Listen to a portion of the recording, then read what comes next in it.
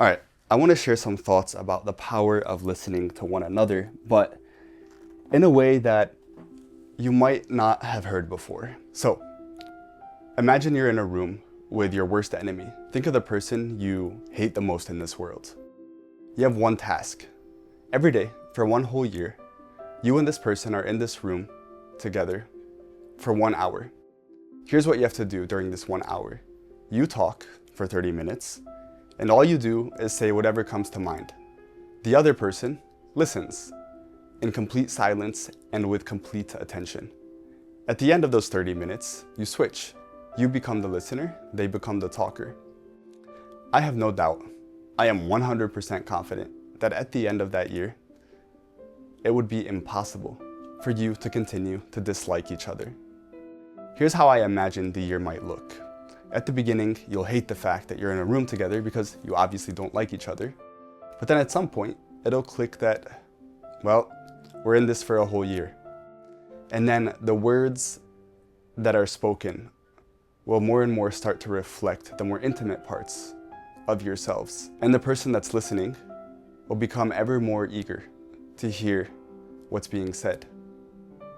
And at some point, underneath all of that dislike, you will have developed an understanding of each other unlike any other relationship you have, because this is the only relationship that is based on a completely equal exchange of listening and talking.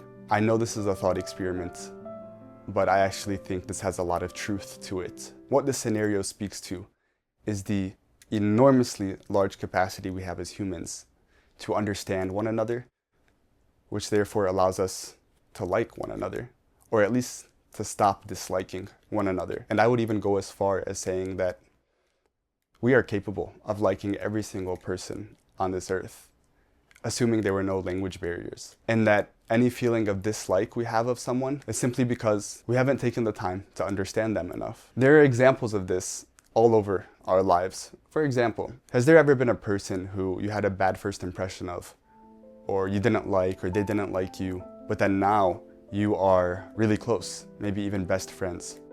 And then you look back and you're like, how silly that at one point in time, we didn't like each other and never could have imagined being close. And it's silly because you now like each other. And it took some form of understanding one another to get you to that point. I want to slow down and say that I'm not trying to say that we need to like everybody, although that would be really cool, but we're human, right? Obviously there are people in my life that I don't like, and humans have done awful things to one another throughout history. We have a bunch of things going on in our everyday lives, and so we're not gonna like everybody that we cross paths with. I just like to think about and push the boundaries of what humans are capable of in terms of being good and doing good. And I want to take this even a step further and think about what this technique of listening to one another over an extended period of time could do on a societal level. I don't know of a current society that has as one of its fundamental pillars listening to one another. And I think it's a shame because there is so much good that could come out of this. For example, let's say you are a 10-year-old. You're in 5th grade at school, and recently a new curriculum change has been introduced. In addition to all the subjects you're taking, there is a new class where what you do is exactly what I presented at the beginning of this video. You and a classmate, you split an hour of time. One of you listens, one of you talks for 30 minutes, and then you switch. And you do this every day, maybe with the same person, maybe with other people, but you have a whole year. But it's not just for that year. This is a society-wide curriculum change where from now on, this will be part of your education. Don't you think that even as a young 10-year-old, you will have developed the ability to have really profound connections with the people around you?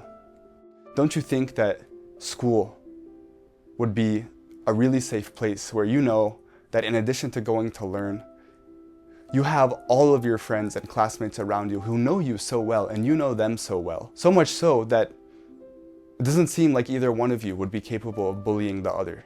So school will become this really safe place I imagine that a society that incentivized this exchange of time, of listening to one another, would have really low rates of crime because people would be seen and they would be heard and they wouldn't feel disregarded and like no one understands their situation because they would have had a chance to be completely honest about what they're going through. And the person on the other side would have listened to them with complete attention and without judgment. In today's world, I think a lot of people would agree that there's increasing polarization and division. And despite efforts to try and unify people, it doesn't seem so successful. I can only imagine that if a new, fresh society were to be created, that at its core had this practice, every person engaged in this practice of listening to one another every single day wouldn't have these same problems of division that we have. So yeah, I just wanted to share all of this, a little thought experiment, and I will do a little shameless plug here and say that if you enjoyed this, please leave a thumbs up and subscribe. It is the easiest, freest, fastest way to support me. Also, if you thought of anything over the course of this video, please share in the comments below. I will respond. I'm curious to hear what you all have to say. And stay tuned because a video will be coming out once a week on Fridays. Thank you.